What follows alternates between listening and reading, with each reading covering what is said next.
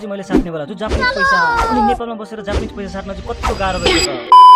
Hello and नमस्ते। आज हो डे 42 र आज चाहिँ म बिहान बिहानै रेडी भइसके त्यो पनि ब्याङ्क जानलाई, किनभने चाहिँ आज मसँग भएको मेरो नेपाली पैसालाई चाहिँ जापानिज पैसा बनाउनु पर्ने थियो। त्यही भएर चाहिँ ढिला नगरिकन मम्मी र म भएर चाहिँ गयौँ सबैभन्दा सुरुमा चाहिँ छेउमै भएको नबिल ब्याङ्कमा। तर त्यहाँ चाहिँ जापानिज पैसाको जा पनि थिएन। अनि त्यहाँ नभइसकेपछि त्यहाँबाट निस्केर हामी चाहिँ गयौँ प्रभु ब्याङ्कमा। तर त्यहाँबाट पनि हामीहरूले दुःखद खबर नै पायौँ, त्यहाँ पनि जापानिज पैसाको जा पनि थिएन। अनि एनआइसिएससी ब्याङ्कमा त पक्कै होला नि भनेर मम्मी र म गएको, त्यहाँ पनि एकदमै दुःखद खबर नै पायौँ, त्यहाँ पनि थिएन। तर एनआइसिएससी ब्याङ्कको दिदीले चाहिँ हामीहरूलाई थापाथलीको नेपाल ब्याङ्कमा पाउँछ भनेर सल्लाह दिनुभयो। अनि हामी आमा छोरा त्यहाँबाट निस्केर चाहिँ गयौँ बसमा चढेर थापाथली। त्यहाँ गएर चाहिँ पहिला हामीहरूले देख्यौँ राष्ट्र वाणिज्य ब्याङ्क, जहाँबाट भयो भने पैसा त लिने हो नि भनेर पहिला चाहिँ हामी छिरेको थियौँ राष्ट्र वाणिज्य ब्याङ्क, तर त्यहाँ पनि पैसै थिएन। अनि त्यहाँबाट निस्केर चाहिँ हामी गयौँ नेपाल राष्ट्र ब्याङ्क। त्यहाँबाट त अझ हामीहरूलाई ठमेल जानु भनेर पो सल्लाह दिनुभयो। अनि अब आफूलाई चाहिएपछि त जहाँ भने पनि जानै पर्यो, ठमेल जान भनेर निस्केको। त्यहाँ फेरि हामीहरूले एनएमई ब्याङ्क देख्यौँ। अनि बायो ब्याङ्कमा पो छ कि भनेर हामी त्यो ब्याङ्कमा छिरेको थियौँ, तर त्यहाँ पनि थिएन।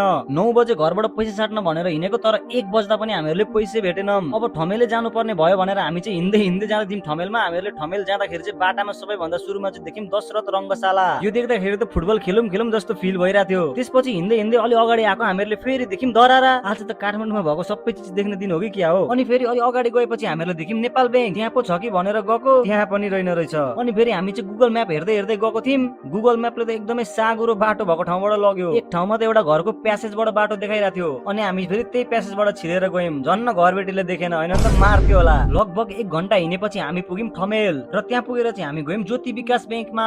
र भित्र गएर सोधेपछि त्यहाँ चाहिँ मैले पाएँ खुसीको खबर। त्यसपछि मैले ढिलो नगरिकन फटाफटी पैसा साट्ने फर्म पनि भरिहालेँ र पैसा पनि लिइहालेँ। त्यसपछि फेरि बस चढेर आयौँ मम्मी र म घरतिर। र आजको लागि यति नै, बाइ।